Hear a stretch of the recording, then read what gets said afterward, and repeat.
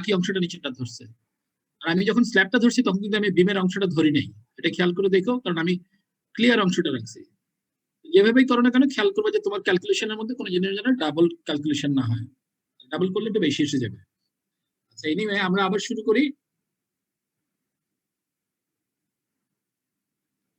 আচ্ছা, আজকে আমরা আগের প্রবলেমটাকেই আরো লোড বাড়াবো। তো আমরা আগের দিন যেটা শিখছিলাম সেটা হচ্ছে একটা লোডিং রেঞ্জ, যেখানে আমাদের কংক্রিট এবং স্টিল দুটোই আমার ইলাস্টিক এবং প্রপোর্শনাল লিমিটের মধ্যে আছে, এবং তখন আমরা কিভাবে ক্যালকুলেশন করব। ক্যালকুলেশন বলতে একটা যদি স্ট্রেস দেওয়া থাকে তাহলে লোডটা বের করতে পারবো, অথবা যদি উল্টাটা বলি একটা লোড দেওয়া থাকে তাহলে স্ট্রেসটা বের করতে পারবো। কিন্তু খেয়াল করতে হবে যে আমাদের স্ট্রেসের ভ্যালুগুলা বা স্ট্রেইনের ভ্যালুগুলা লিনিয়ার এবং ইলাস্টিক লিমিটের ভিতরে আছে কিনা। এখানে আরেকবার যদি সামারি করি, কংক্রিট এফসি প্রাইম যদি 4000 হয় তাহলে 2000 পর্যন্ত সে লিনিয়ার ধরা যায়, আর তার করসপন্ডিং স্ট্রেইনটা হচ্ছে 0.305 0.005। আর স্টিলের বেলায় ইল্ড পর্যন্ত, ইল্ড যেটা 60 মানে 60 গ্রেড হচ্ছে ইল্ড পর্যন্ত তাকে আমরা স্ট্রেট লাইন ধরতে পারি, এবং করসপন্ডিং যে স্ট্রেইন এপসাইলন ওয়াই 60 গ্রেডের জন্য 0.002। তার মানে স্টিল অনেকটুকু জায়গায় ইলাস্টিক এবং প্রপোর্শনাল, কিন্তু কংক্রিটটা 0.0005 পর্যন্ত ইলাস্টিক এবং প্রপোর্শনাল। তাহলে আমরা এখান থেকে আজকে আমরা এটাকে আরেকটু বেশি লোড দিব। ওই প্রবলেমটা 3.1 আমরা করে ফেলছি। এখন আমরা করব ইনইলাস্টিক রেঞ্জ। ইনইলাস্টিক রেঞ্জ মানে হচ্ছে, এখন প্রবলেমটা বলা হচ্ছে যে যদি আমার স্ট্রেইনের ভ্যালু 001 হয়, অর্থাৎ আগের অঙ্কটা যদি খেয়াল করো, আগের প্রবলেমটা এই 0003 পর্যন্ত আসলে গেছিলাম, 1200 পিএসআই মানে এইখানে স্ট্রেনে ছিলাম। আমরা বলছিলাম যে 0005 পর্যন্ত প্রপোর্শনাল লিমিট। তার মানে এখন আমরা এই প্রপোর্শনাল লিমিটের ডাবল জায়গায় চলে আসছি, সুতরাং এখন এটা আর প্রপোর্শনাল থাকবে না। তাহলে আমরা করবোটা কি? প্রথম খেয়াল করি স্টিলটা প্রপোর্শনাল, স্টিল প্রপোর্শনাল, এবং স্টিলের স্ট্রেসটা আমরা হুকস ল ইউজ করতে পারবো যেহেতু প্রপোর্শনাল, এটা 29 কেএসআই। আর কংক্রিটটার বেলায় আমরা এখন কংক্রিটের স্ট্রেইন যদি এত হয়, স্ট্রেস কত সেটা এখন আমরা আর হুকস ল ইউজ করতে পারবো না, আমরা গ্রাফ ইউজ করতে হবে। গ্রাফ থেকে আমাদেরকে দেখে নিতে হবে ভ্যালুটা কত।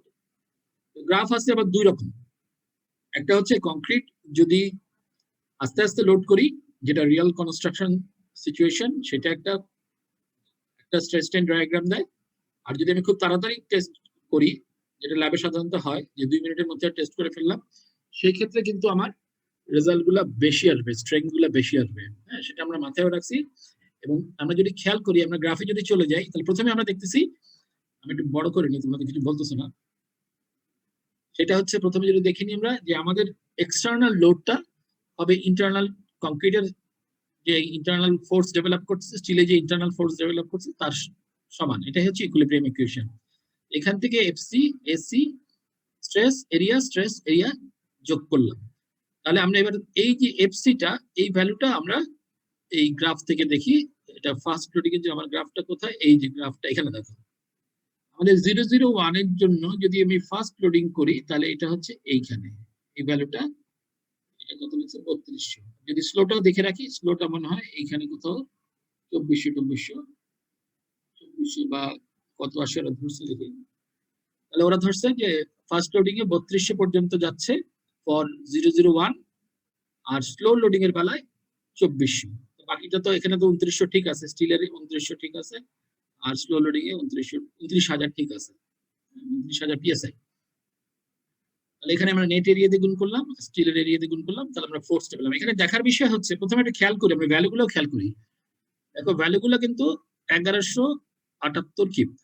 কিপ আমরা সবসময় কিপে লিখবো, বাট এটা আসলে 3 ডিজিট লিখলে 1180 লেখা উচিত ছিল, বাট অসুবিধা নাই, কিছু মাঝে মাঝে সবসময় যে আমরা লিখতে পারি তাও না।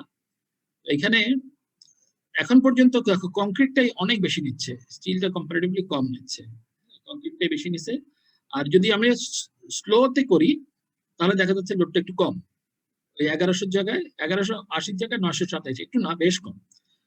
তাহলে এখন আমাদের প্রথম প্রশ্ন হচ্ছে, এটা আমরা নন লিনিয়ার রেঞ্জে গেছি, এখন কি এটা কি ফেল করছে না ফেল করেনি, এটা কি ভেঙে গেছে না ভাঙে নাই, এটা কি ধুম করে আমি যে লোড দিলাম এটা কি এই কলামটা কি ভেঙে গেল না ভাঙে নাই। এখন কেন ভাঙে নাই সেটা প্রথমে দেখি।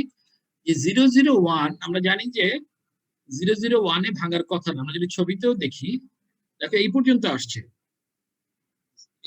আসছে, স্টিল তো আরো 002 পর্যন্ত ইলাস্টিকই থাকবে, লিনিয়ার থাকবে, সেটা দেখতেই পাচ্ছি। আর কংক্রিটও আমরা আগের দিন পড়ছিলাম, কংক্রিটটাকে আমরা এই 003 পর্যন্ত নিয়ে যেতে পারি। ক্রাশিংটা হচ্ছে 003, আর তার ম্যাক্সিমামটা এই 002 আর 003 এর মাঝামাঝি কোথাও হয়। এবং দেখতেই পাচ্ছি এই 3200 বলো বা 2400 বলো, কোনটাই কিন্তু ফেল করেনি, এটা আরো লোড নিতে পারে। তো আমাদের টার্গেট হচ্ছে স্ট্রেংথটা বের করা। স্ট্রেংথটা বের করা মানে হচ্ছে আমি এটাকে কত লোডে ফেল করবে এই জিনিসটা বের করতে চাচ্ছি, যেটাকে আমরা আগের দিন বলছিলাম নমিনাল স্ট্রেংথ। আচ্ছা, তাহলে আমরা কি করতে পারি? তাহলে আমরা এই লেখাগুলাকে একটু বই থেকে লেখা আছে, পড়বা তোমরা, কিন্তু আমি জাস্ট স্লাইডে চলে আসি, আমার হাতের লেখা লেখছি কিছু জিনিস, সেগুলো দেখাই। যে আমরা এখন স্ট্রেংথ যদি বের করতে চাই, স্ট্রেংথের সংজ্ঞাটা কি? স্ট্রেংথ হচ্ছে, strength is the maximum load that the member will carry before failure. মানে সোজা কথা, এর থেকে বেশি আর লোড নিতে পারতেছে না, সেটা বের করবো কিভাবে? কিন্তু বের করার সময় প্রথমে খেয়াল করতে হবে note two things. First of all, at or before failure linear relationship is not valid, যেটা আমরা একটু আগেই দেখছি, যে আমাদের স্টিল মেবি লিনিয়ার থাকবে বা লিনিয়ারের একদম শেষ মাথায় চলে যাবে, কিন্তু কংক্রিটটা ডেফিনেটলি লিনিয়ার থাকবে না। আর stress strain relationship is dependent on the loading rate, যেটা আর একটু খেয়াল করছি, যে আমরা যদি আবার একটু দেখি যে এটা এটা যেখানে স্লোটা, যেখানে যেটাকে আমি 4000 পিএসআই কংক্রিট বলতেছি, সেটা কিন্তু 3400 পিএসআই তে স্লো লোডিং এ ভেঙে যাবে। এবং আমরা আরেকটা জিনিস আমরা প্রথমেই শিখছিলাম, যে দেখা গেছে ফাস্ট লোডিং করলে যা স্ট্রেংথ পাওয়া যায়, স্লো লোডিং এ তার 85% পাওয়া যায়। এবং আমরা সবসময় 85%টাই আসলে আমরা ইউজ করতে পারবো, কারণ আমাদের ইন রিয়েল লাইফে স্ট্রাকচারটা অনেক স্লোলি লোডেড হবে, সেটাও বলছি। সুতরাং ল্যাবে যেটা পাবো তার 85% অ্যাকচুয়ালি আমার কনস্ট্রাকশনের সময় আমরা পাবো, due to load loading rate, slow loading rate. এখন তাহলে এই দুটো জিনিস আমরা জানতে পারলাম, প্রথম হচ্ছে লিনিয়ার না, আরটা হচ্ছে লোডিং রেটটাই ইম্পর্টেন্ট। কিন্তু আমরা রিয়েল কনস্ট্রাকশন সিচুয়েশনে স্লো রেটটা অ্যাপ্লিকেবল, সুতরাং আমরা এখন শুধু স্লো রেটটা নিয়েই চিন্তা করি। আচ্ছা, প্রথমে আমরা আবার একটু মনে করাই যে কংক্রিটটা, সরি স্টিলটা ইল্ড করছে 0.002 স্ট্রেন। এই ভ্যালুগুলো কিন্তু একটু মনে রাখতে হবে, কারণ আমরা কিন্তু এই ভ্যালুগুলো বারবার ইউজ করবো। স্টিলের বেলায় এটা 60 গ্রেড স্টিলের জন্য, যে কোনো স্টিলের জন্য না। 60 গ্রেড স্টিল আমরা, কারণ জানি আমরা যে 60 কে 29 into 10⁶ দিয়ে ভাগ দিলে এটা পাওয়া যায়। 002 স্ট্রেইন হচ্ছে আর ইল্ডিং শুরু, কিন্তু সে কিন্তু পিক পর্যন্ত যায় 8% স্ট্রেইন। মানে কি সেটা আমরা ছবিতে দেখে আসি, এখানে ছবিটা আবার একটু দেখে আসি। দেখো এই আমরা কিন্তু এইটা নিয়ে কথা বলতেছি, আমরা এই 60 গ্রেড নিয়ে কথা বলছি। দেখো 60 গ্রেডটা এখানে তো বোঝাই যাচ্ছে না, যদি আমরা এটা দেখি, এটা হচ্ছে এই ভ্যালুটা 002, ঠিক আছে? আর যদি ম্যাক্সিমাম ভ্যালুটা ধরি, এই জায়গাটা যদি ধরি, সেটা এইখানে আসে। এই স্ট্রেনটা হচ্ছে 8% স্ট্রেন বা 0.08। সেটাই বলা হচ্ছে যে খেয়াল করে এই ভ্যালুটা, এই 8% স্ট্রেনটা আমরা কোনো কাজে লাগাই না আমাদের কিন্তু, কারণ এই 8% স্ট্রেন আসতে হলে কিন্তু স্ট্রাকচারে অনেক বেশি ডিফর্মেশন আসবে, কংক্রিট এবং স্ট্রাকচার এত বেশি ডিফর্ম করে যাবে, এত বেশি ড্যামেজ হবে, সেটা আসলে ডিজাইন করা সম্ভব না। সুতরাং আমাদের জন্য স্টিলের ইলটাই, অর্থাৎ এই জায়গাটা, যেটাকে জুম করে যদি আমরা দেখি, এই জায়গাটাই আমাদের জন্য স্টিলের জন্য আমাদের বলতে পারো টার্মিনেশন, বা এখানে শুরু হচ্ছে ইনিশিয়েশন অফ ইল্ডিং। এখন তাহলে আমরা আবার একটু আগাই, তাহলে আমরা এই কথাটা বুঝলাম যে 8% স্ট্রেইন হচ্ছে তার পিক।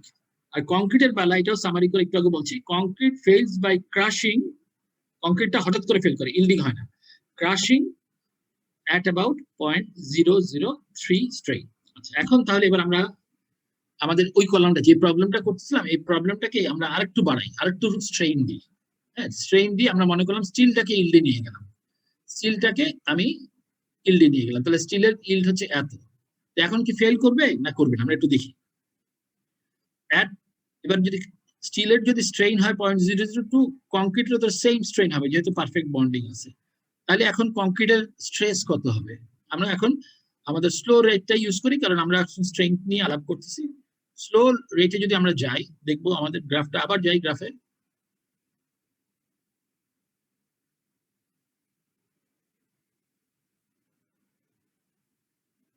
দেখো স্লোটা হচ্ছে আমার নিচেরটা। যদি আমি এই 002 তে যাই, এটা মনে হয় 3200 পর্যন্ত আসে, এখানে আসে স্লো রেটে 3200। তাহলে আমরা কি এটাকে ফেল করছে না করে না সেটাও দেখি। সরি, এখানে আসি, তাহলে আমরা 3200 দেখতে পাচ্ছি আমার ইল্ডের করসপন্ডিং যে লোড সেটা হচ্ছে 3200 into net concrete area plus স্টিলটা ইল্ড করে গেছে ধরলাম জাস্ট যেহেতু 002 ইন্টু 6, তাহলে আমি দেখতে পাচ্ছি 1364.8 কেপ পর্যন্ত গেছে। এখন এটা কিন্তু এখনো ফেল করে নাই, ইট ক্যান টেক মোর। তার মানে এটা কিন্তু আমি যেটা টার্গেট করছি যে স্ট্রেংথ কত সেটা কিন্তু এখনো বের করতে পারলাম। এবার আবারও আমি আরো লোড বাড়াই।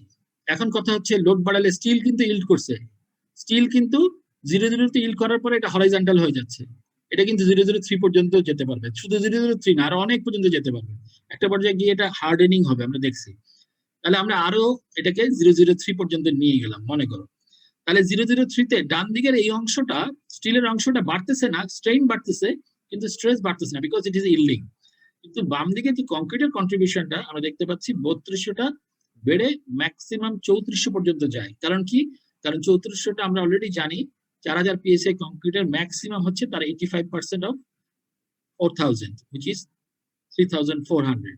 তাহলে this is the maximum value that concrete can take. তাহলে এইটা বসালাম, তাহলে আমরা দেখতে পাচ্ছি 1407 যদি আমরা কিপে লিখি, so 1427.6 keep, this is the maximum load. ঠিক আছে, আচ্ছা এখন তাহলে আমরা একটু বোঝার চেষ্টা করি এটাকে ম্যাক্সিমাম বলছি কেন বা এর পরেই বা কি হবে। তাহলে খেয়াল করো এরপরে কিন্তু যে মুহূর্তে এটা আসবে বা এর আগেরটা যদি এর পিওয়াইটা যদি সিচুয়েশনটা চিন্তা করি, পিওয়াইতে কিন্তু স্টিলটা ইল্ড করতেছে, প্রথমে বুঝতে হবে স্টিলটা কিন্তু কম্প্রেশনে ইল্ড করতেছে, টেনশনে না, আমরা যেভাবে টেস্ট করি সেভাবে না, কম্প্রেশনে এটা ভর্তা হয়ে যাচ্ছে, ইল্ডিং শুরু হচ্ছে, কিন্তু ফেল করতেছে না। তারপরে স্ট্রেইন আরো বাড়তেছে, আরো স্ট্রেইন বাড়ার পরে কি হচ্ছে, কংক্রিটটা একটা সময় কত সময় এই যখন 3400 রিচ করছে, তারপরে 3400 স্ট্রেস রিচ করছে এবং স্ট্রেইন 003 রিচ করে এটা কংক্রিটটা ধুম করে ভাঙবে, ক্রাশিং যেটাকে বলে ক্রাশিং।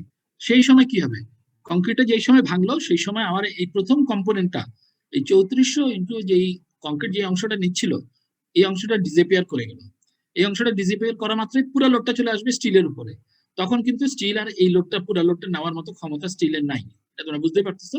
তখন স্টিলটা আরো ইল্ড করে যাবে অথবা হয়তো বাকলও করতে পারে এবং এই পুরো জিনিসটা আর কলামটা ফেল করে দেবে। সো এই কলামের জন্য ম্যাক্সিমাম লোড হচ্ছে এই 1400 কিপ, এটাই হচ্ছে আমাদের পিএন আমরা বলবো।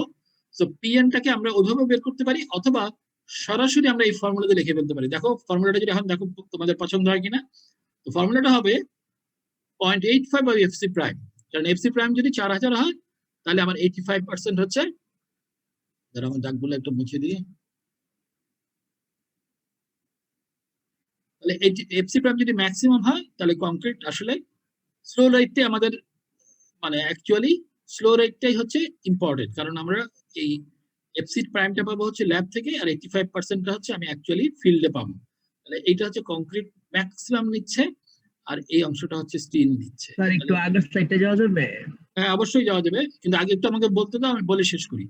তাহলে এই অংশটা হচ্ছে কংক্রিটের ম্যাক্সিমাম কন্ট্রিবিউশন, এটা হচ্ছে স্টিলের কন্ট্রিবিউশন। কিন্তু প্রথমে আমাকে আবার দেখো ফর্মুলা বসাই দিলাম আমি, একই জিনিসই আসে, কিন্তু খেয়াল করার বিষয় হচ্ছে এই দুইটা কম্পোনেন্টের মধ্যে কোনটা আগে রিচ করে, আগে রিচ করবে এই স্টিলের কম্পোনেন্টটা 002 তে এই অংশটা রিচ করবে, কিন্তু 002 স্ট্রেইনে এই অংশটা তখনো এক্সস্টেড হয় না, এটা তখন এই পর্যন্ত রিচ করে নাই। কিন্তু যেই মুহূর্তে 0.00 হলো তখন এই স্টিলটা ইল্ডিং করলো, কম্প্রেশনে ইল্ডিং শুরু হলো কিন্তু ফেলিয়ার হলো না। আরো যখন আমি স্ট্রেইন দিব 0.003 তে তখন এই অংশটা রিচ করে এই অংশটা ফেল করবে, that is the maximum value, এটাকে বলে নমিনাল স্ট্রেংথ। আচ্ছা এবার প্রশ্নটা নিয়ে নি, বলো তো কি প্রশ্ন? স্যার আমি মনে হয় উত্তর পাইছি, মানে আমার প্রশ্ন ছিল যে আমরা ওই এপসিলন সমান 0.003 ধরছি কেন, মানে let us load more up to crushing of concrete, মানে 0.003 তে গিয়ে কি কংক্রিটটা ক্রাশ করা যাবে? হ্যাঁ সেটাই, 0.003 হচ্ছে কংক্রিটের ক্রাশিং। সুতরাং খেয়াল করতে হবে আসলে কিন্তু এই অংশটা আগেই রিচ করে যাচ্ছে, যদি ফোর্স ওয়াইজ চিন্তা করো এফওয়াইটা 002 স্ট্রেইনে রিচ করে যাচ্ছে, বাট কংক্রিটটা কিন্তু 002 তে আমার ফেইল করে নাই, কংক্রিটটা ফেল করছে আরেকটু লোড নিয়ে, এবং তখন হচ্ছে সেটা that is the maximum load. Okay, তার করেসপন্ডিং স্ট্রেইন হচ্ছে 003। রোল 15 কিছু বলতে চাইলে বলো। স্যার আমাদের তো হচ্ছে কি ম্যাক্সিমাম কংক্রিটের ম্যাক্সিমাম হচ্ছে গিয়ে যে স্ট্রেসটা সেটা তো রিচ করার পরেও আবার কমা শুরু করে দেয় না, মানে হ্যাঁ, কমাটা তো আসলে দরকার নেই, কমাটা হচ্ছে ফেলিওরে। তুমি যেটা বললে যে ও বলতেছে যে যে এই কার্ভটা যে ফলিং ব্রাঞ্চ আছে, বাট ফলিংটা তো আমার ইম্পর্টেন্ট, আমার হচ্ছে ম্যাক্সিমাম। এবং এই জায়গাটায় কিন্তু আসলে এই জায়গাটায় যদি আমি দেখাই, এই জায়গাটা কিন্তু ক্রাশিং, এরপরে কিন্তু নাই। 003 আমরা ধরতেছি যে ক্রাশিং করতেছে। কিন্তু স্যার আমরা তো মানে ওই যে 003 যে ইয়াটা ধরলাম, স্ট্রেসটা ধরলাম সি কার্ভের জন্য, সেটা তো ম্যাক্সিমামের 0.85%, তো তখন তো এটা আবার কমে গেল না? কোনটা? মানে এই বি কার্ভটা তো নামা শুরু করে দিয়েছে না অলরেডি? না, নামুক না, নামাটা নিয়ে তো আমার সমস্যা নেই। ম্যাক্সিমাম কত লোড নিতে পারবে, দ্যাট ইজ মাই কোশ্চেন। আমার তো মানে এই কার্ভের ডান দিকে যাওয়া, আগে যাওয়ার উপায় নেই, আমার বাম দিকেই থাকবো। আমাকে তো একসময় বি কার্ভের এই জায়গাটা তো রিচ করতেছে, সেটাই বলতেছি, এই জায়গাটা সে রিচ করতেছে। সুতরাং এই ভ্যালুটা হচ্ছে আমার তার ম্যাক্সিমাম ভ্যালু। আর সি এর জন্য 0.003 তে হচ্ছে গিয়ে ওইটার 0.85% রিচ করে। না, এই ভ্যালুটাই, এই যে আমার এই ভ্যালুটাই রিচ করে হচ্ছে, এই ভ্যালুটা ম্যাক্সিমাম বলে, এটার 85%। এবং এই যে 0.002, এটা বিভিন্ন এই রেঞ্জটা হচ্ছে, এই পুরো রেঞ্জটার মধ্যে এসে ফেলিওরটা হয়। মানে এবং আমরা 0.003 তেও তো হচ্ছে 0.85% ইউজ করলাম, মানে কি এটা এক্স্যাক্টলি, হ্যাঁ এক্স্যাক্টলি, এখানে তো অলমোস্ট ফ্ল্যাট হয়ে গেছে, স্লো লোডিং এটা ফ্ল্যাট। হোয়াট এভার, কিন্তু মাথায় রাখবা যে 85% অফ এফসি প্রাইম হচ্ছে maximum stress that can be taken by concrete, এবং সেটাকে আমরা ডিজাইনিং ইউজ করতেছি ফর ক্যালকুলেটিং স্ট্রেইন। আর যদি ফ্রম স্ট্রেইন পয়েন্ট অফ ভিউতে বলো, তাহলে স্ট্রেইনের বেলায় আমরা ধরবো যে কংক্রিটটা 003 ক্রাশ করে, ক্রাশিং, এটা কিন্তু খেয়াল রাখবে, এটা ক্রাশিং কম্প্রেশন। হ্যাঁ, টার্মগুলো একটু আমরা খেয়াল করব যে ইল্ডিং মানে হচ্ছে একই স্ট্রেস লেভেলে স্ট্রেইন গুলো বাড়া, ইল্ডিংটা কম্প্রেশন হতে পারে, টেনশন হতে পারে। কিন্তু যখন আমি ক্রাশিং বলছি, ইট ইজ অলওয়েজ কম্প্রেশন। আর কংক্রিটের যখন আমরা টেনশনে ফেলিওর বলবো, এটাকে বলবো ক্র্যাকিং, ফেটে যাওয়া। তো ফেটে যাওয়া আর ভেঙে যাওয়ার মধ্যে পার্থক্য আছে, ঠিক আছে? ভেঙে যাওয়া মানে ক্রাশ করা, আর ফেটে যাওয়া হচ্ছে ক্র্যাকিং, টেনশনে হচ্ছে। ওকে, ঠিক আছে, মনে হয় বলতে ভালো হবে। স্টিলে যখন ইল্ডিং দেখা যাবে স্যার, সেটা কি আমাদেরকে ওয়ার্নিং দিবে যে আপনার? হ্যাঁ, সেটা ওয়ার্নিং দিবে। এবং আমরা ভবিষ্যতে দেখব, আমরা যে স্টিলের যে ইল্ড প্রপার্টি, এই প্রপার্টিটাকে আমরা কাজে লাগাচ্ছি। আমরা এই যে 002 তো জাস্ট ইল্ডিং শুরু হবে, আমরা এই ইল্ডিংটাকে আরো অনেক বেশি এমন ভাবে ডিজাইন করব যাতে এটা অনেকক্ষণ যাবত ইল্ডিং হয়, ফেল হবে না। কিন্তু আমরা চেষ্টা করব কংক্রিটটা যেন দুম করে ভেঙে না যায়। আমরা এটা পরে দেখবো, এটা এত আগে কথা বললে মানে এটা ঠিক হবে না, বাট এই ইল্ডিং প্রপার্টিটাকে আমরা, স্টিলের ইল্ডিং প্রপার্টিটাকে আমরা অনেক কাজে লাগাবো। ঠিক আছে, তাহলে আমরা বুঝতে পারলাম যে স্ট্রেইন বের করা আসলে খুব সহজ। যে স্ট্রেইনটাকে আমি খেয়াল রাখবো, ফেল করছে কি করে নাই সেটা দেখতেছি। ফাইনালি দেখা যাচ্ছে যে ফেলিওরের আগে এইটা 25% লোড নিচ্ছে, এটা কিন্তু আগে কম ছিল টোটাল পার্সেন্টেজ।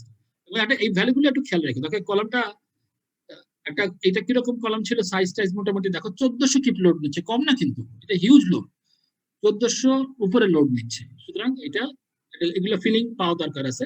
আর আমরা পাউন্ডে লিখবো না, আমরা সবসময় ফোর্সের ইউনিট, প্র্যাকটিসিং ইউনিট হচ্ছে কিপ।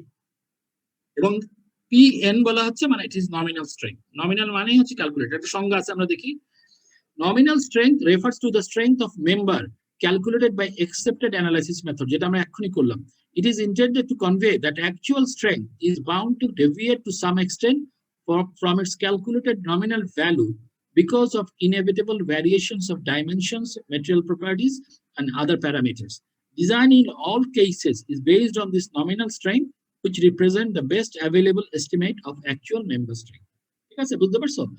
নমিনাল স্ট্রেংথটা আমরা একটা মেকানিক্স দিয়ে, একটা অ্যাকসেপ্টেড অ্যানালাইসিস মেথড দিয়ে আমরা বের করলাম, বাট এটা খেয়াল রাখতে হবে এটার মধ্যে আনসার্টেনিটি আছে। আমরা এর উপর একটা অ্যাকচুয়াল ডিজাইন, আমরা এর থেকে একটা কম ভ্যালু ইউজ করব। ঠিক আছে, ওকে, তাহলে আমরা এই চ্যাপ্টারের এখানে আসলাম। এখানে আরেকটা জিনিস আছে, এই কলামটা যদি এক্সিয়ালি লোডেড হতো তাহলে কি হতো? সরি, এক্সিয়ালি টেনশনে যদি থাকতো তাহলে প্রথমে কিছুটুকু অংশ সে টেনশন যখন স্মল থাকতো তখন মানে কংক্রিটও ইনট্যাক্ট, স্টিলও ইনট্যাক্ট, সেটা বের করতে পারবো আমরা। তাহলে এই এফসিটা কতটুকু পর্যন্ত ভ্যালিড হবে? যতক্ষণ পর্যন্ত কংক্রিটটা টেনশন নিতে পারে, ডাইরেক্ট টেনশন নিতে পারে, তাই তো?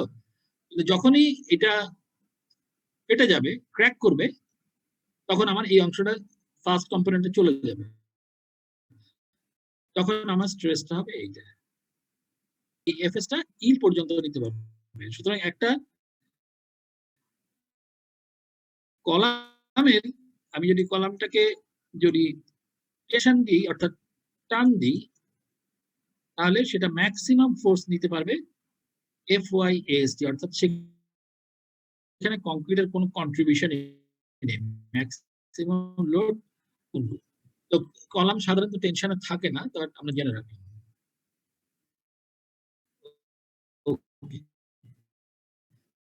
তাহলে আমরা এই হ্যাঁ, কংক্রিট আগেই ক্রাশ হয়ে গেছে। একটু আগে বললাম টার্মগুলো বলো, আবার বলো। কংক্রিটটা যদি হচ্ছে ফেটেই যায় তাহলে স্যার এরপরে আর কি লোড দিয়ে লাভ কি স্যার ফেটে গেলে? লোড লাভ ক্ষতির কথা কিন্তু বলা হচ্ছে না, বলা হচ্ছে কত লোড নিতে পারবে। প্রথম কথা হচ্ছে কলামে সাধারণত কলামগুলোকে টেনশনে নেওয়া হয় না। এখন মনে করে একটা যে কোনো একটা সিচুয়েশনে কলাম দিই, তার মানে এখানে বোঝা যাচ্ছে কংক্রিটের কলামে কংক্রিটটা থাকা না থাকা মুখের একই কথা, তাই না? কংক্রিট থাকা, কংক্রিটের কন্ট্রিবিউশনটা প্রথমেই ছুট ফেটে যাবে। সুতরাং আলটিমেটলি শুধু স্টিলটাই আসলে কন্ট্রিবিউশন, এটাই বুঝলাম। তুমি যেটা বলছো ইনিমে ঠিক কি বলছো, যে কংক্রিট দিয়ে লাভ কি হলো? কংক্রিটের আসলে কোনো লাভ নাই, মানে অ্যাকচুয়াল স্ট্রেংথটা আসতেছে স্টিল থেকে, if it is in tension. ঠিক আছে, বুঝতে পারছো? জি স্যার, বুঝতে পারছি। ওকে, আচ্ছা, এখন আমরা মনে হয় এই চ্যাপ্টারের শেষে আসছি। এবার আমরা আরেকটা চ্যাপ্টারে যাব, যেটা আমাদের সবচেয়ে মূল চ্যাপ্টার।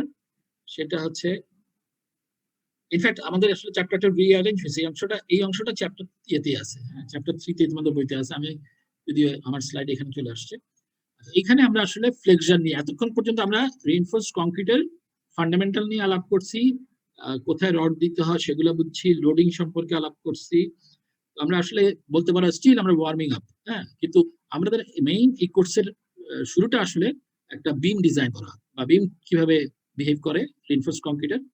আর তার এতক্ষণ তো আমরা পিএন বের করে শিখে ফেলছি, তাই না? কিন্তু আমরা জানতে চাই যে মোমেন্ট এমএনটা কিভাবে বের করবো, অর্থাৎ একটা বিম কত লোড নিতে পারবে, কত বেন্ডিং মোমেন্টে সে ফেল করবে, এই জিনিসটা বের করতে আমরা শিখতে চাচ্ছি।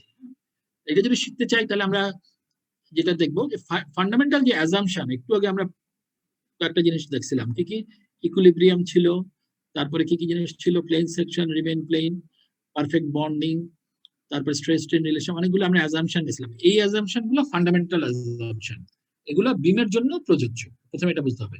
আমরা এক্সিয়াল লোডের জন্য আমরা যেটি এক্সপ্লেন করছি যেভাবে, ঠিক একইভাবে সেম কনসেপ্ট ওয়াইজ আমরা এখন বিমের বেলাও একটা বিমকে আস্তে আস্তে লোড দিয়ে ইলাস্টিক থেকে ফেলিওর পর্যন্ত নিয়ে যাব, এবং সেখানে কিভাবে ক্যালকুলেশন গুলো করতে হয় সেগুলো আমরা শিখবো। So this chapter includes analysis and design for flexure, dimensioning cross section and reinforcement. অর্থাৎ আমরা ফাইনালি ডিজাইন কিভাবে করে, ক্রস সেকশন কিভাবে চুজ করে, রিইনফোর্সমেন্ট কিভাবে বের করে, এটা আমরা শিখে ফেলতে পারবো। যদিও এই চ্যাপ্টারটা বেশ বড়, আমার অলরেডি 2 সপ্তাহ এটা পর্যন্ত আসতে 2 সপ্তাহ লেগে গেল, বাট এটা আমরা এখন শুরু করতেছি। আচ্ছা, এছাড়াও আমাদের যেটা পড়তে হবে বিমের বেলায়, শিয়ার ডিজাইন আমরা শিখবো, বন্ড এনকারেজও শিখবো, এগুলো ভবিষ্যতে আসতেছে, সেগুলো আমরা পরে যাই। আচ্ছা, প্রথমে আমরা একটা বিমের কথা বলি, যেটা একটা হোমোজিনিয়াস বিম, মেবি একটা স্টিলের বিম এবং অথবা টিম্বারের বিম, যেটা আমাদের মনে করো কম্প্রেশন এবং টেনশনে একই রকম বিহেভ করতেছে, এর মতো না, ইভেন আমাদের কংক্রিটের মতো না, সেটা আগে বুঝি। তাহলে এখানে আমরা যখন ফ্রি বডি নিই, আমরা এমন ভাবে সেকশন নিই, দেখছো তোমরা সবাই, একটা বেন্ডিং মোমেন্ট আসে, তাই না? ইন্টারনাল বেন্ডিং মোমেন্ট আসে। সো বেন্ডিং মোমেন্টটা বের করা যেমন ইম্পর্টেন্ট, আরেকটা হচ্ছে শিয়ার ফোর্স আসে একটা সেকশনে, শিয়ার ফোর্স, সেটা হচ্ছে ট্যানজেনশিয়াল। সো যদি আমি স্ট্রেস ফর্মে বলি, বেন্ডিং এর জন্য একটা সেকশনে যদি আমি নিই, একটা বিমের যদি একটা সেকশন নিই, সেখানে নর্মাল স্ট্রেস ডেভেলপ করে, তাই না? নর্মাল মানে পারপেন্ডিকুলার টু সেকশন, সেগুলোকে বলে normal stress. So bending stress, যেটাকে আমরা MY/I দিয়ে যে স্ট্রেসটা বের করি, এগুলো হচ্ছে নর্মাল স্ট্রেস। আর শিয়ার ফোর্সটা যেটা কাজ করে, ইন্টারনাল যে সেকশনে যে শিয়ার ফোর্স গুলো কাজ করে, সেগুলো অ্যালং দ্য সেকশন কাজ করে, ট্যানজেনশিয়াল, এটা আমরা অলরেডি জানি। সো বেন্ডিং, ফ্লেক্সুরাল স্ট্রেস, এগুলো আমরা অলরেডি শিখে ফেলছি, যেগুলো নর্মাল আর ট্যানজেনশিয়াল, এটা আমাদের দরকার নাই। আচ্ছা, এখানে অ্যাজাম্পশন গুলো কি কি? 1 নম্বর অ্যাজাম্পশন আগের মতোই, প্লেন সেকশন রিমেইন প্লেন, তাই না? এটা তো খুব ইম্পর্টেন্ট একটা অ্যাজাম্পশন। তো বিমের বেলায় কি হয়, প্লেন সেকশন রিমেইন প্লেন হলে কি হয়, বাট এটা প্লেন থাকলেও এটা রোটেট করে যায়, তাই না? প্লেনটা রোটেট করে যায়, এবং আমরা জানি যে নিউট্রাল এক্সিস নামে একটা জায়গা তৈরি হয়, যেটা রোটেট করে যায়। যদি পজিটিভ বেন্ডিং হয় তাহলে উপরের দিকে কম্প্রেশন হয়, নিচের দিকে টেনশন হয়, এবং একটা জায়গায় যদি আমি স্ট্রেইন ওয়াইজ চিন্তা করি, স্ট্রেইনটা লিনিয়ারলি ভ্যারি করে ফ্রম নিউট্রাল এক্সিস, যেই জন্য আমরা বলতেছি প্লেন সেকশন রিমেইন প্লেন। আমরা ছবিতে দেখি, যেমন ধরে আমরা যদি স্ট্রেইনটা দেখি, প্লেন সেকশন যেটা এখানে আগে ছিল স্ট্রেইন, সেটা এখন এরকম হয়ে যায়। এই কারণে স্ট্রেইন গুলো আমার এই লিনিয়ারলি একটা নিউট্রাল এক্সিস থাকে, একটা নিউট্রাল এক্সিসের উপরে যদি আমি পজিটিভ বেন্ডিং বলি, উপরে মনে করছি কম্প্রেশন হচ্ছে, নিচে টেনশন হচ্ছে, বাট এটা লিনিয়ার থাকে। এটা কিন্তু একটা বিরাট জিনিস যে লিনিয়ারটাকে আমি পাইলাম কোথা থেকে, because plane section remain plane. এই কারণে স্ট্রেইন গুলো লিনিয়ার থাকে এবং লিনিয়ার এবং নিউট্রাল এক্সিস থাকে, একদিকে কম্প্রেশন হয় একদিকে টেনশন হয়। তাহলে আমরা প্রথমে এটা আমাদের আগের জ্ঞানের থেকে আবার একটু ফেরত আসলাম। এছাড়া বেন্ডিং স্ট্রেস, দুই নম্বর পয়েন্টে, bending stress F at any point depends on the strain at that point. এটাও খুব অবভিয়াস। আমি যদি স্ট্রেইন জানি, স্ট্রেইন থেকে আমরা স্ট্রেস বের করতে পারবো ডিপেন্ডিং অন এটা স্ট্রেইনটা কোথায় আছে। যদি এটা ইলাস্টিক এবং প্রপোর্শনাল লিমিটের ভিতরে থাকে তাহলে একরকম, যদি প্রপোর্শনাল লিমিটের বাইরে চলে যায় তাহলে একরকম। আমরা একটু ছবিটা দেখি আবার। দেখো এখানে ডান দিকে, সরি বাম দিকে এই ফিগারটা হচ্ছে এই টিম্বারের মনে করো স্ট্রেস স্ট্রেইন ডায়াগ্রাম। ঠিক আছে, দেখো এটা 0 দিয়ে যাচ্ছে, উপর দিকে মনে করলাম কম্প্রেশন আর নিচের দিকে টেনশন, এবং দেখলাম যে ম্যাটেরিয়ালটা মানে মিরর ইমেজ, অর্থাৎ এটা টেনশনে যেরকম বিহেভ করছে কম্প্রেশনে একই। এবং এখানে একটা লিমিট দেখানো হচ্ছে, দেখো এপসাইলন পি বোঝানো হচ্ছে যেটা প্রপোর্শনাল লিমিট, যে এই পর্যন্ত সে স্ট্রেইট লাইন। তাহলে প্রপোর্শনাল লিমিট আর তার করসপন্ডিং স্ট্রেসটাকে বলছি এফপি, তাই তো? তার মানে এটা প্রপোর্শনাল স্ট্রেস, এই পর্যন্ত সে স্ট্রেইট লাইন আছে। আচ্ছা, আর তার মানে যদি আমি এমন লোড দিই একটা স্ট্রাকচারকে, এই বিমটাকে, যে তার ম্যাক্সিমাম স্ট্রেইনটা প্রপোর্শনাল লিমিটের ভিতরে আছে, অর্থাৎ এই রেঞ্জে আছি আমি, স্ট্রেট লাইন রেঞ্জে আছি, অর্থাৎ এটা ইলাস্টিক এবং প্রপোর্শনাল লিমিটের ভিতরে আছে, তাহলে কিন্তু স্ট্রেইনটা যেমন লিনিয়ার, স্ট্রেসটাও লিনিয়ার হবে, বিকজ এটা জাস্ট ঐকিক নিয়ম ফলো করতেছে। সুতরাং লিনিয়ার রিলেশনশিপ পাচ্ছি, স্ট্রেসটাও লিনিয়ার হবে, তাই তো? তাহলে স্ট্রেইন কিন্তু সব সময় লিনিয়ার হবে। আমি যদি অন্য রেঞ্জে চলে যাই, strain is always linear because plane section remains plane. কিন্তু স্ট্রেস লিনিয়ার হবে কি হবে না, ইট ডিপেন্ড করবে তুমি প্রপোর্শনাল লিমিটকে ক্রস করছো না করো নি। যেমন নিচের ছবিটা যদি আমরা দেখি, এখানে দেখা যাচ্ছে এটাকে বিমটাকে আরো বেশি লোড করা হয়েছে। হ্যাঁ, বিমটাকে লোড করে আমি বিমের একটা ছবি আঁকলে মানে ভালো ছিল, তো আরো বেশি একটা সিম্পলি সাপোর্টেড বিম, মানে করো টিম্বার বিম, যেটা তোমরা এক্সপেরিমেন্ট করছো সেকেন্ড ইয়ারে, সেরকম একটা বিম মনে করলাম, আমি আরো লোড দিলাম। এটা লোড দেওয়াতে যেটা হলো সেটা হচ্ছে এই যে ম্যাক্সিমাম স্ট্রেইন কোথায় হবে, সবচেয়ে আউটার ফাইবারে, এবং দেখতে পাচ্ছি, ধরে নিচ্ছি যে আউটার ফাইবারে বেশি আসছে F2। তার মানে আমরা দেখতে পাচ্ছি যে প্রপোর্শনাল লিমিটটা আছে এইখানে, এতটুকু স্ট্রেইনের পরে এটা কিন্তু আর প্রপোর্শনাল নাই। এই স্ট্রেইন লিমিটটা এটা লিনিয়ার আছে, কিন্তু করসপন্ডিং স্ট্রেস গুলো আর লিনিয়ার না থেকে এরকম হয়ে যাবে, তাই তো? তাহলে এই জিনিসটা আমরা বুঝতে পারছি যে strain will always be linear for a beam because plane section remain plane, কিন্তু স্ট্রেসটা লিনিয়ার হবে কিনা এটা ডিপেন্ড করবে ওই জায়গায় স্ট্রেইনটা প্রপোর্শনাল লিমিটকে এক্সিড করছে কি করে নাই। এটা গেল তাহলে 2 নম্বর পয়েন্ট। 3 নম্বর পয়েন্ট হচ্ছে shear stress also depend on the cross section and stress strain diagram, maximum at neutral axis and zero at extreme fiber, same horizontal and vertical. আমরা শিয়ারের বেলা যদি দেখি, একটা যদি আমরা তো একটা ছবি আঁকলে মানে ভালো ছিল, সেটা আঁকার চেষ্টা করি। এটা মনে করো, বলো। যদি আমাদের প্রপোর্শনাল লিমিটটা মানে ক্রস করে, মানে স্ট্রেনটা, তখন কি ওই স্ট্রেসটা লিনিয়ার রিলেশনশিপ আর মেইনটেইন করে না, মানে আমরা যে সি ফিগারটাই দেখতে পারছিলাম। এখানে যেটা বলা হচ্ছে, এখানে এই বইতে ইলাস্টিক আর লিনিয়ার একই ভাবে বলা হচ্ছে, বাট সব মেটেরিয়ালের জন্য কিন্তু এটা প্রযোজ্য না। বাট এখানে আমরা ধরে নিচ্ছি প্রপোর্শনাল লিমিট এখানে মোর ইম্পর্টেন্ট। হ্যাঁ, সো এখানে আমরা প্রপোর্শনাল লিমিটটা ক্রস করে যাচ্ছি, মানে স্ট্রেস স্ট্রেন আর লিনিয়ার না, বুঝতে পারছো? মানে স্যার স্ট্রেন লিনিয়ার, কিন্তু ওইটা ওই মানে ওই স্ট্রেসটা লিনিয়ার না, ওই যে স্ট্রেসটা স্ট্রেইনের সাথে লিনিয়ার না। জি স্যার, বুঝতে পারছি। হ্যাঁ, থ্যাংক ইউ স্যার। আচ্ছা, এখন দেখো, আমরা তো এই বেন্ডিং মোমেন্টের কথা বললাম। এই বেন্ডিং মোমেন্টের জন্য আমরা তোমার নরমাল স্ট্রেস হচ্ছে সেটা পাইলাম, এবং এখানে আমরা উপরের দিকে মনে করো লিনিয়ার, যেটা দেখালাম লিনিয়ার কম্প্রেশন, নিচের দিকে টেনশন, এবং সেটাও লিনিয়ার ভ্যারি করে। মাঝখানে একটা নিউট্রাল এক্সিস আছে। নিউট্রাল মানে হচ্ছে সে সাথেও নেই পাঁচেও নেই, মানে হচ্ছে টেনশনও নেই কম্প্রেশন, মানে সে জিরো। আচ্ছা, এখন শিয়ারটা দেখি। শিয়ারটা আমরা সবসময় মনে করো একটা এদিকে যদি আপওয়ার্ড থাকে, আমরা যদি এখানে হোয়াট এভার লোড দিলাম, মনে করলাম এখানে বেশি লোড আছে, আমরা মনে করো এখানে লোডটা এই পাশে আছে, তাহলে আমরা এইটা আপওয়ার্ড, এটা ডাউনওয়ার্ড দিলাম মনে করলাম। তাহলে এই যে শিয়ার ফোর্সটাকে আমি ভি লিখতেছি, এই ভিটাকে যদি আমি স্ট্রেস ফর্মে এক্সপ্লেইন করি, তাহলে আমরা জানি যে সবচেয়ে বেশি স্ট্রেস আসে নিউট্রাল এক্সিসে। সো ফ্লেক্সরাল স্ট্রেসটা নিউট্রাল এক্সিসে 0 হয়, কিন্তু শিয়ার স্ট্রেসটা আমাদের ম্যাক্সিমাম হয় আমাদের একদম যেখানে নিউট্রাল এক্সিসে, ঠিক আছে? এবং এটা কমতে থাকে এবং কমতে কমতে একদম এইখানে আউটার সারফেসে এটা 0, এগুলো আমরা জানি। তো ভ্যারিয়েশনটা এরকম একটা প্যারাবোলিক ভ্যারিয়েশন হয়, সেটাও আমরা জানি। যদি আমরা এটাকে প্লট করি, তাহলে এটাকে বলে শিয়ার স্ট্রেস। তাহলে শিয়ার স্ট্রেসটা আমরা কাজ করবো ভবিষ্যতে। আচ্ছা, এখন কথা হচ্ছে শিয়ারও পাইলাম, নর্মাল স্ট্রেসও পাইলাম, কিন্তু আরেকটা জিনিস আছে প্রিন্সিপাল স্ট্রেস। সেটা মানে কি? প্রিন্সিপাল স্ট্রেস মানে আমরা একটা চ্যাপ্টার পড়ছি, তাই না?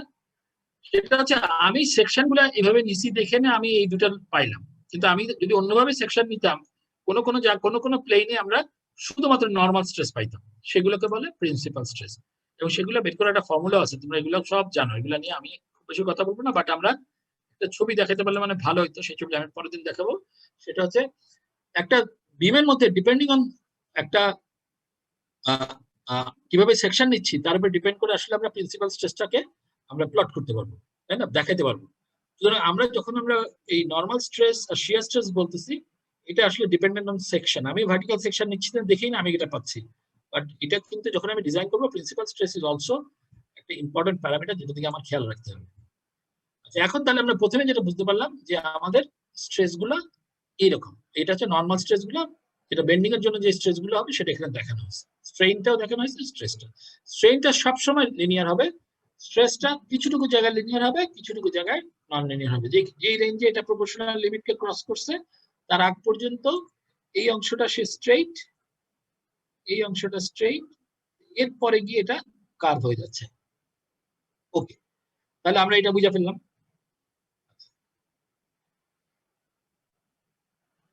আচ্ছা, এটা আমার মানে 5 নম্বর পয়েন্ট আমরা জানি যে শিয়ার স্ট্রেসটা শুধুমাত্র ভার্টিক্যাল হয় না, প্রত্যেকটা পয়েন্টে তার জন্য ম্যাচিং শিয়ার স্ট্রেস আছে। একটু আগে যেটা আমি আঁকলাম, যদি আমি নিউট্রাল এক্সিসের পয়েন্টটা আবার আঁকি, যে আমি যদি নিউট্রাল এক্সিসে একটা ছোট্ট পয়েন্ট নিতাম, তাহলে আমি একটু আগে আঁকছি, কোন দিকটা আঁকছিলাম আমি, যেদিকে আঁকি না কেন আমি আঁকছিলাম মনে হয় ডাউনওয়ার্ড আঁকছিলাম। তাহলে এটা যদি ডাউনওয়ার্ড হয় এরকম একটা সেকশনে, এটা হবে আপওয়ার্ড, এটা ম্যাচিং হবে, এটা এরকম একটা, এটা হচ্ছে কোন জায়গার কথা, এটা হচ্ছে নিউট্রাল এক্সিসে। নিউট্রাল এক্সিসে শিয়ারের সিচুয়েশনটা এরকম, এটাকে বলে পিওর শিয়ার কন্ডিশন, এখানে কোনো ফ্লেকশন নাই। এবং এটাকে আমরা ইচ্ছা করলে প্রিন্সিপাল স্ট্রেস ফর্মে যদি প্রকাশ করি, এইটা মানেই হচ্ছে এইটা ইকুইভ্যালেন্ট টু হচ্ছে এটা যদি 45 এ ঘুরে যাবে, because it is principal stress. এই দুইটা মিলে এদিকে চলে যাবে, আর এই দুইটা মিলে এদিকে চলে যাবে, আর এই দুইটা মিলে যাবে ডাউনওয়ার্ড, আর এই দুইটা মিলে যাবে এরকম। মানে অ্যাট নিউট্রাল এক্সিস, এটা আমরা একটু খেয়াল রাখি, অ্যাট নিউট্রাল এক্সিস এটাকে বলে pure shear condition, because there is no normal stress. আর এটাকে যদি আমি প্রিন্সিপাল স্ট্রেসে কনভার্ট করি, তাহলে this is equivalent to this is, অর্থাৎ pure shear condition is basically one set of tension and one set of compression acting perpendicular. এটা আমরা লাগবে, প্রিন্সিপাল স্ট্রেসটা আমরা দেখে রাখলাম। আচ্ছা, এইগুলো আমরা অলরেডি জানি। তাহলে শিয়ার স্ট্রেসটা বের করার ফর্মুলা হচ্ছে BQ/IT, অনেক অঙ্ক আমরা করছি। ল্যাটেরাল স্ট্রেস বের করার ফর্মুলা ওটা আমরা জানি। আর ম্যাক্সিমাম শিয়ার স্ট্রেসটা আমাদের নিউট্রাল এক্সিসে ডেভেলপ করে। আমরা যদি এভারেজ থেকে বের করি রেক্ট্যাঙ্গুলার সেকশনের জন্য 1.5, এটা একটা বই, একটা পপবের বই তোমরা করছো, সুতরাং এগুলো সবই জানো। তার মানে আমরা এই জিনিসগুলো যেটা করলাম সেগুলো হচ্ছে আগের থেকে আমরা একটু দেখলাম যে এগুলো আমরা বুঝি কিনা। এখন এইবার আমরা আমাদের রিইনফোর্সড কংক্রিট বিমে আসতেছি। হ্যাঁ, আমরা রিইনফোর্সড কংক্রিট বিমে আসার পরে আমরা এখন জিনিসটা মেকানিক্সটা বুঝতে চাচ্ছি। রিইনফোর্সড কংক্রিট বিমের ক্রস সেকশনটাকে প্রথমে আমরা দেখি, লোডিংটা দেখি। ক্রস সেকশন দেখা একটা বিম ছবিতে দেখানো আছে এ তে, তাই তো? এবং এটা দেখানো আছে কিরকম, এটার মধ্যে 2টা পয়েন্টের লোডিং আছে, তাই না? এটাকে 2 পয়েন্ট লোডিং বলে, আবার অনেক সময় সাপোর্টটাকে ধরে 4 পয়েন্ট লোডিং বলে। তো 2 পয়েন্ট লোডিং দেওয়ার উদ্দেশ্যটা কি বলতো? উদ্দেশ্য খুব মহৎ। সেটা হচ্ছে আমরা যদি আঁকি, এটা shear force bending moment diagram কেমন হবে, বেন্ডিং মোমেন্ট ডায়াগ্রামটা হবে এইরকম, এরকম ঠিক না, আমারটা তো কেমন যেন হয়ে গেল, এখানে এখানে কনস্ট্যান্ট হয়ে যাবে তাই না, বেন্ডিং মোমেন্টটা এই জায়গাটা বেন্ডিং মোমেন্ট কনস্ট্যান্ট, আবার এখান থেকে 0 হবে। তাহলে এটা হচ্ছে bending moment diagram. Shear force ডায়াগ্রামটা কেমন, শিয়ার ফোর্স ডায়াগ্রাম যদি আঁকার চেষ্টা করি, তাহলে এখানে শিয়ার ফোর্স ডায়াগ্রামটা এরকম হবে, উঠবে, এখানে আসবে এরকম, এখানে সেটা 0 হবে, এই জায়গায় কোনো শিয়ার ফোর্স নাই, এটা নিচে নামবে, এই হচ্ছে তার শিয়ার ফোর্স। তোমরা কি এইভাবে আঁকছো না উল্টা আঁকছো? স্যার এইভাবেই আঁকছি। আচ্ছা এইভাবে আঁকছো, ভেরি গুড। তাহলে খেয়াল করো এই মাঝখানের জায়গাটায়, এই দুইটা লোডের মাঝখানের এই জায়গাটায় শিয়ার ফোর্সটাকে আমি 0 রাখতেছি, 1 নম্বর কথা, এটা 0 রাখতেছি, শিয়ার ফোর্স 0 রাখতেছি এবং বেন্ডিংটা কনস্ট্যান্ট রাখতেছি, ঠিক আছে?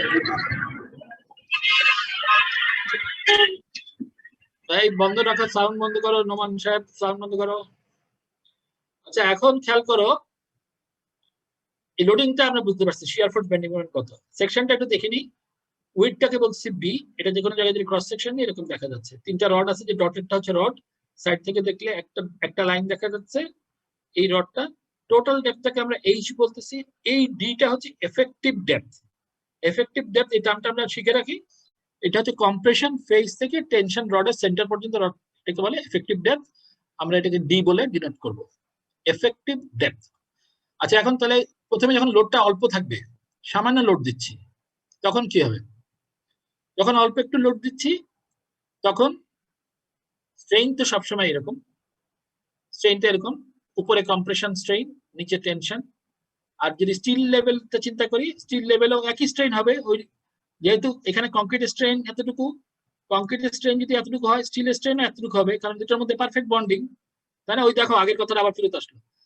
কিন্তু ইএস যদি এত হয়, স্টিলের স্ট্রেসটা কিন্তু বেশি হবে। কংক্রিটের স্ট্রেস যদি, এবার স্ট্রেস ডায়াগ্রাম রাখছি, কংক্রিটের স্ট্রেস যদি এতটুকু হয়, স্টিলের স্ট্রেস হবে তার n টাইমস, তাই না? একটু আগে আমরা দেখছি কিন্তু মডুলার রেশিওতে গুণ হবে, সুতরাং এফএসটা কিন্তু এইটার n টাইমস হবে। তাহলে এটা কিন্তু আমি আঁকলাম কি, স্ট্রেইন ডায়াগ্রাম আঁকলাম, স্ট্রেস ডায়াগ্রাম আঁকলাম, এবং আমরা দেখতেছি এই ভ্যালুটাকে আমরা কংক্রিটকে টেনশন দিচ্ছি, একটা অল্প লোডে কংক্রিট কিছু টেনশন নিচ্ছে, এটা কিন্তু আমি দেখাচ্ছি, দেখছো? তাহলে কি বুঝতে পারছো এই সেকশনটা এখনো ক্র্যাক করে নাই, ক্র্যাক আনক্র্যাক একটা সেকশন। কখন হবে এটা?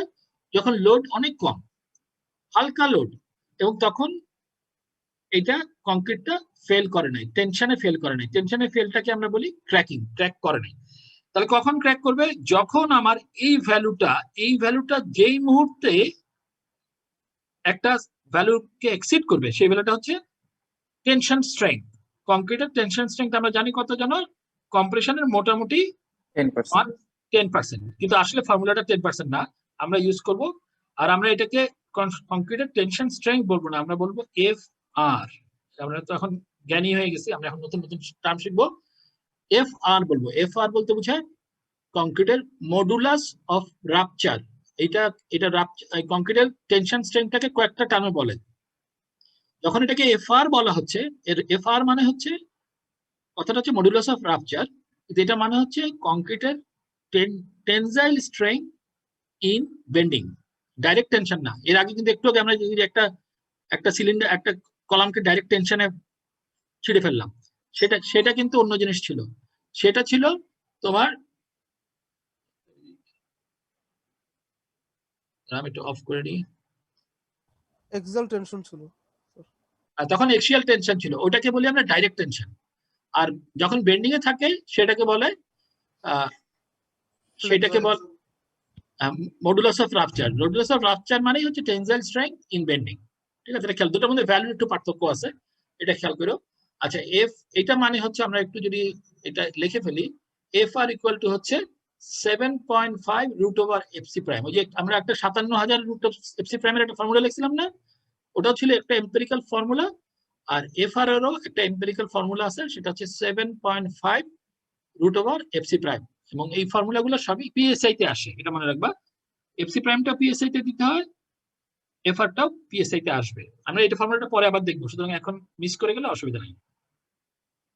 তাহলে আমরা প্রথমে দেখতেছি এটা ফাটে নাই, এটা আমরা প্রথমে শিখলাম। তাহলে এটাকে আমরা ফাটানোর ব্যবস্থা করব।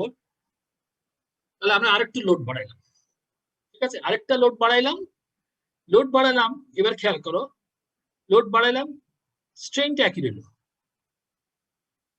স্ট্রেনটা কিন্তু এখন পর্যন্ত দেখতে পাচ্ছি স্ট্রেট লাইন ফলো করছে, আগের থেকে বাড়ছে স্ট্রেনটা, কিন্তু স্ট্রেট লাইন। কিন্তু এখন আমরা ধরে নিলাম যে মডুলাস অফ রাপচার ক্রস করে ফেলছে, মডুলাস অফ রাপচারটা ক্রস করছে। তাহলে আমরা এই যে নিচে কিন্তু নিচে যে এখানে টেনশন ছিল, এই টেনশনটা ফেটে গেল, ফেটে গিয়ে এই যে ক্র্যাকটা এইভাবে প্রপাগেট করলো। এটা কিন্তু ক্র্যাকিং, নট ক্রাশিং, কংক্রিট টেনশনে স্প্লিট করে গেল। ঠিক আছে, আচ্ছা তাহলে এখানে কিন্তু আসলে কিন্তু পুরোপুরি হবে না, একটু কিন্তু টেনশন থাকার কথা, এতটুকু, তাই না? এটা তোমরা সবাই বুঝো। আগের যে এফসিটি ভ্যালুটা তো এখানে থেকে যাওয়ার কথা, সেটা গেল কই? সেটা আমরা ইগনোর করবো। আমরা আগেই বলছি এই যে টেনশনটা, একটু টেনশন যে নিউট্রাল এক্সিসের নিচে কংক্রিট যে একটু টেনশন নিচ্ছে, সেটা আমরা ইগনোর করব ফর সিম্পলিফিকেশন। এটা আসলে খুব বেশি না, এটার তুলনায়, কম্প্রেশনের তুলনায় এটা খুব বেশি না। ওকে, এই টেনশনটা কেন হচ্ছে স্যার? নিচের দিকে নিউট্রাল এক্সিসের নিচে টেনশন আসবে না? নিউট্রাল এক্সিসের নিচে তো টেনসাইল স্ট্রেইন তো হচ্ছে। এই যদি স্ট্রেইন হয় তাহলে তো টেনসাইল স্ট্রেসও হবে। সেটা এখানে নিচের টুকু ফেটে গেল, মনে করে যে এই জায়গাটা এফসিটি এই এফআর এর বেশি, এই ভ্যালুটা হচ্ছে এফআর এর বেশি যে ভ্যালুটা, সেটা ফেটে গেল, কিন্তু এফআর তো থাকবে, সেটা গেল কই? সেটা আমরা ইগনোর করে আমরা আসলে ধরে নিচ্ছি যে একদম নিউট্রাল এক্সিস পর্যন্ত উঠে যাবে, এবং এটা নিচের যে স্ট্রেসটা, কংক্রিট কোনো স্ট্রেস টেনশন নিচ্ছে না, এটা ধরে নিচ্ছি। এবার ক্র্যাকিং গুলোর দিকে আমরা একটু তাকাই। ক্র্যাকিং গুলোর দিকে খেয়াল করো, দুইটা লোডের মাঝখানে যে ক্র্যাকিং গুলো, এগুলো সব ভার্টিক্যাল ক্র্যাক, খেয়াল করছো? তাই না? এগুলো ভার্টিক্যাল না? দেখো এই ক্র্যাক গুলো সব ভার্টিক্যাল। কেন ভার্টিক্যাল? আমরা যদি এখানে একটা পয়েন্ট চিন্তা করি, পয়েন্টটাকে যদি আমরা আঁকি, পয়েন্টটাকে আমরা দেখো এই পয়েন্টটা কোথা থেকে আঁকতেছি, আমরা যখন প্রিন্সিপাল স্ট্রেসে খালি একটা করে বক্স আঁকতাম, তাই না? দেখো এই যে পয়েন্টটা, এই পয়েন্টটা আমি আঁকতেছি, এই পয়েন্টটায় এদিকে একটা টেনশন আছে, এদিকে একটা টেনশন আছে, একটা বিন্দু আঁকলাম। এটা কিসের জন্য আসছে টেনশনটা? বেন্ডিং মোমেন্টের জন্য। বেন্ডিং এর জন্য টেনশন আসছে। এই বেন্ডিংটা হচ্ছে MOI/I, মনে করো আমি বাইর করতে পারলাম। ঠিক আছে, এই টেনশনটার জন্য কি হবে? এই এদিকে টান দিচ্ছে, এদিকে টান দিচ্ছে, তার মানে ঠিক মাঝখান দিয়ে আমরা একটা এইভাবে এটা এই যে আমার ব্লু লাইনটা দিলাম, ব্লুটা হচ্ছে এই ক্র্যাকিং করে এটা দুই ভাগে স্প্লিট করে যাবে, তাই না? এটা কি সবাই বুঝতে পারছো? তাহলে এই ক্র্যাকিং, এবং এই ক্র্যাকিংটা কিন্তু আগাগোড়া একদম ভার্টিক্যাল উঠছে, কারণ এখানে কোনো শিয়ার নাই, তাই না? আচ্ছা এইবার দেখো এই জায়গাটায় ক্র্যাকিংটা এরকম হচ্ছে কেন?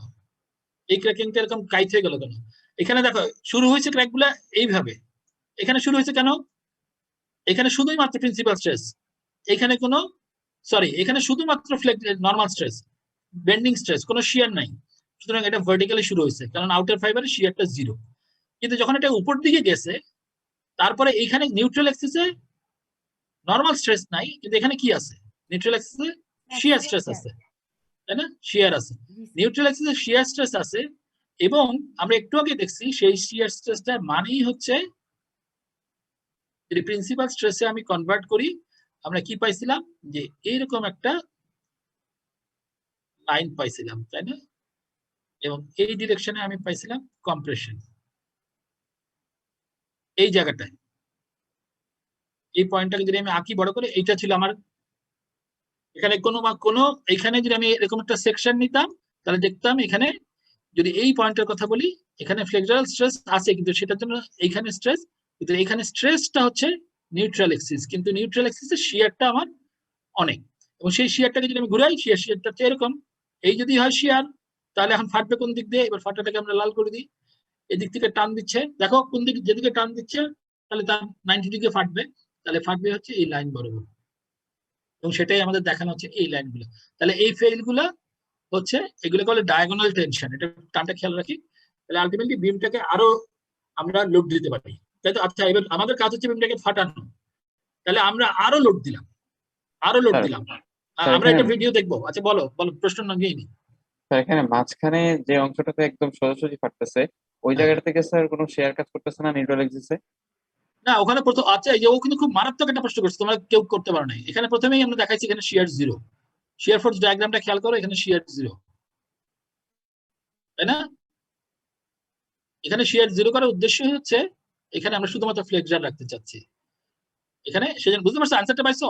জি স্যার। সুতরাং বাম দিকে শিয়ার আছে, ডান দিকে শিয়ার আছে, এবং শিয়ার থাকলে কি হবে, শিয়ার স্ট্রেসটা ম্যাক্সিমাম হচ্ছে মাঝখানে, আর নিচের দিকে হচ্ছে আমার ফ্লেক্সার ডমিনেটিং। এখানে আমার ফ্লেক্সারটা শুরু হচ্ছে, কিন্তু ফ্লেক্সারটা নিউট্রাল অ্যাক্সিস থেকে কমে যাচ্ছে, এখানে শিয়ারটা বেড়ে যাচ্ছে, এবং যেখানে শিয়ারটা বাড়তেছে তখন আমার এই সিচুয়েশন, এই প্রিন্সিপাল স্ট্রেস সিচুয়েশন হচ্ছে। শোনো, এখন জিনিসটা হচ্ছে কি, কোনো একটা ম্যাটেরিয়াল তো ব্যথা পাচ্ছে আসলে, তাই না? ব্যথা তো তুমি যেভাবে এক্সিস দিচ্ছ সেভাবে ব্যথা পাবে না, ব্যথা পাবে তার যেখানে, যেদিকে তার ম্যাক্সিমাইজ হয়ে যাচ্ছে সেইখানে, সেটাকে বলে প্রিন্সিপাল স্ট্রেস। সো প্রিন্সিপাল স্ট্রেসটা এই জন্যই ইম্পর্টেন্ট। তাহলে আমরা আসলে দেখতে পাচ্ছি ক্র্যাকটাই দেখে বোঝা যাচ্ছে প্রিন্সিপাল স্ট্রেস লাইনটা কোথায়। আর কম্প্রেশন স্ট্রেসের লাইনটা কোনটা সেটাও কি দেখতে পাইছো? কম্প্রেশন স্ট্রেসের লাইনটা হচ্ছে এই লাইনটা, যেটা আমরা এই লাইনে কিন্তু কোনো ফাটতেছে না, কারণ এটা কিন্তু কম্প্রেশনে কোনো সমস্যা নেই। ওকে, আচ্ছা, তাহলে আমরা আরো বেশি লোড দিই, আরো লোড বাড়াইলাম, আরো লোড বাড়াইলে কি হবে? স্ট্রেইন গুলো আরো বাড়লো, এবার দেখো স্ট্রেইনটা আরো বাড়লো, অনেক বাড়ছে, দেখো অনেক বেড়ে গেছে। কিন্তু এবার খেয়াল করো, আচ্ছা এখানে একটু বলা হয় না, এই কথাটা আগের কথাটা বলি, এখানে ক্র্যাক করছে, কিন্তু এখানে কিন্তু দেখানো হচ্ছে এটা ইলাস্টিক। এটা ইলাস্টিক কখন হবে?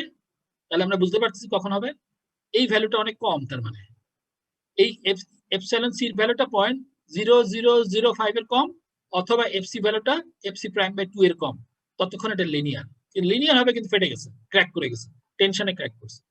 এইবার আমরা এটাকে আরো বেশি লোড দিই, আরো বেশি লোড দিলে দেখতে পাচ্ছি স্ট্রেনটা বাড়ছে, এবং বাড়ার পরে এটা ওই যে আমাদের লিনিয়ার রেঞ্জ বার করে এটা প্রপোর্শনাল লিমিটের বাইরে চলে গেছে অংশ, কিছুটুকু স্ট্রেইট, এরপরে এরকম চলে গেছে। এটা কি সবাই বুঝছো? দেখো স্ট্রেসটা আর লিনিয়ার নাই, কিছুটুকু লিনিয়ার, কিছুটা নন লিনিয়ার রেঞ্জে চলে গেছে। তারপরে আমি লোড বাড়াচ্ছি, এখন ফেলিয়ারটা হবে কিভাবে, এটাই হচ্ছে মূল কথাটা। এবং ফেলিয়ারটা আমরা প্রেডিক্ট করবো কিভাবে, আমরা চাইবো কিভাবে ফেল করবে। এখন দেখো, লোড বাড়াতে চাইলে আমাদের দুইভাবে ফেল করতে পারে। একটা হচ্ছে, আমি যদি অনেক রড দিয়ে রাখি, তাহলে এইখানে রডটা ইলডি করলো না, এটা সরাসরি এই জায়গাটায় আমার 0.85 এফসি প্রাইম আমরা জানি, তাই না? বা এই স্ট্রেইনের ভ্যালু 0.003 ভেঙে যেতে পারে। অথবা আরেকটা জিনিস হইতে পারে, যেটা হচ্ছে আগে আমার ইল্ডিং হইতে পারে, আগে টেনশনে ইল্ডিং হইতে পারে, এই সাইডে টেনশনে ইল্ডিং হয়ে তারপরে তখনও এই জায়গাটায় 003 হয়নি, ঠিক আছে? যেটা আমরা ওখানে দেখলাম যে টেনশনে ইল্ডিং হওয়া মানে যে ফেলিয়ার তা না, এখানে ইল্ডিং হলো, কিন্তু পুরো জিনিসটা ধরে আছে কিনা দেখতে হবে। ইল্ডিং হলো সে ফোর্সটা এফওয়াই তে চলে গেল, কিন্তু সে কিন্তু ফেল করে নাই, সে এফওয়াই তে ধরে আছে, আর উল্টা দিকে আমি ধরে নিচ্ছি 0.003 রিচ করে নাই।